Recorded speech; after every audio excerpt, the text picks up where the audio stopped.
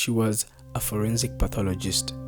Her job was to examine dead bodies and tell the world how they died. She had spent years studying death, understanding it, and working with it every single day. She knew more about how people die than almost anyone alive. And then one evening, she opened a dating app, swiped right onto a photograph of a very handsome man standing in the Scottish Highlands. They started a conversation that would later lead her directly into the most impossible situation of her life. His name was Sandy McKellar. He was 31 years old, charming, the kind of man who looked like he belonged in those mountains. He lived and worked on a vast 9,000-acre estate in the Scottish Highlands called the Osh Estate.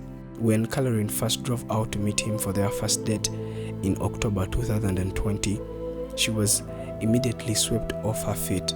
She was 32 years old, just out of a long, painful relationship, and Sandy felt like exactly what she needed.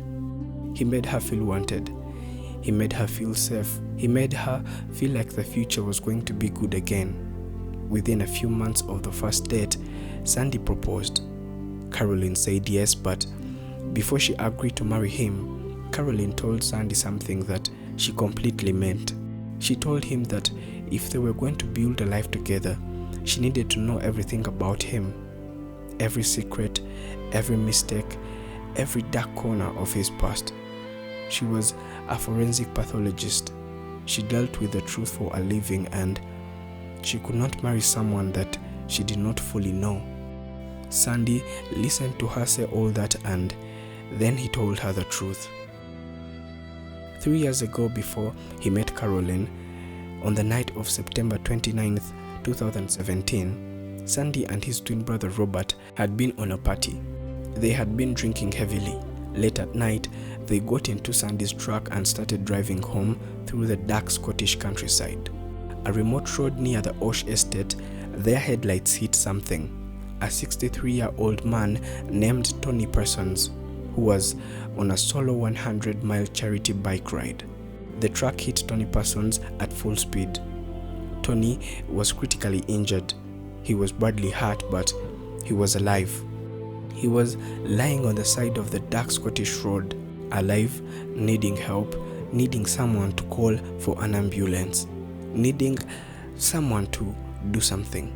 Sandy and his brother looked at what they had done. They made a decision that would follow them for the rest of their lives. They left him there. They drove home and changed their clothes. Then they drove back to the road, but when they got back, Tony Parsons was dead. The brothers took his body and hid it on the estate. Nobody came looking for Sandy and Robert. Nobody connected them to anything. Tony Parsons was reported missing. Investigators searched, but they could not find him. Sandy went on with his life, working on the estate, hunting, living in those mountains. He kept the secret for a very long time. For 3 years, he kept it completely. And then he met Caroline on a dating app, and Caroline told him that she needed to know everything. For reasons that he has never been fully able to explain, he told her. Caroline sat with that information and felt the ground disappear from under her feet. She was a forensic pathologist. She understood exactly what happened to Tony Parsons on that road. She understood what it meant to leave an injured man to die. She understood the weight of what Sandy was telling her, and she also understood with absolute clarity that she was in love with him. That this man who had just confessed to being involved in a death had also been the person who made her feel whole again after years of pain. And now she had to decide what to do with the most impossible secret that anyone has ever handed her. She did not go to the police immediately. Instead, Caroline stayed with Sandy. She kept the engagement going. She wore the ring. She had dinners with him. She visited him on the estate. She behaved from the outside like a woman who was building a future with the man she loved. Inside, the weight of what she knew was crushing her. She was a scientist trained to find the truth. She was a professional whose entire career was built on accountability for the dead. And she was engaged to a man who had left someone to die on the side of a road and hid his body. Then Sandy did something that changed everything. He took her to the body. Sandy led Caroline to the remote location of the Osh estate where he and his brother had hidden Tony Parsons.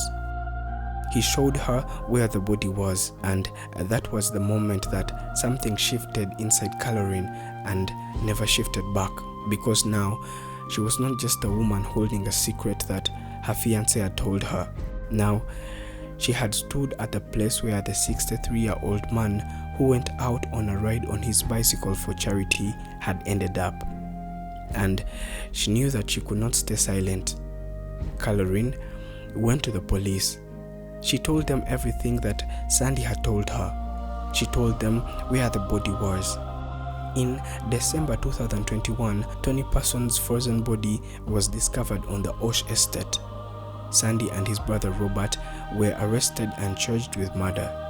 Caroline was named the key witness for the prosecution. But what happened next is the part of this story that nobody expected. When the trial came in July 2023, Caroline did not show up to give her testimony. The woman who had gone to the police, the woman who had told investigators everything, the woman who drove them to the body, panicked and drove herself back to the Highlands. She was later found and arrested for evading court. The woman who had done the right thing, who had turned in the man she loved, could not make herself stand in the courtroom and finish it. Sandy pleaded guilty to culpable homicide. He was sentenced to 12 years in prison. His brother Robert pleaded guilty to concealing and burying the body. He was sentenced to 5 years and 3 months. Sandy's lawyer said in court that his client accepted that Tony Parsons was alive when he left him on that road. He said the only explanation that Sandy could offer was fear and panic, that he was, in his own words, too much of a coward to come clean. And Sandy himself acknowledged that Caroline had made the right decision by going to the police. He said that from inside the police cell, after everything that had happened, Caroline moved to the seaside. She got sober and she started over. She is now in a new long-term relationship with someone else. Netflix released a 3-part documentary about her story in April 2026.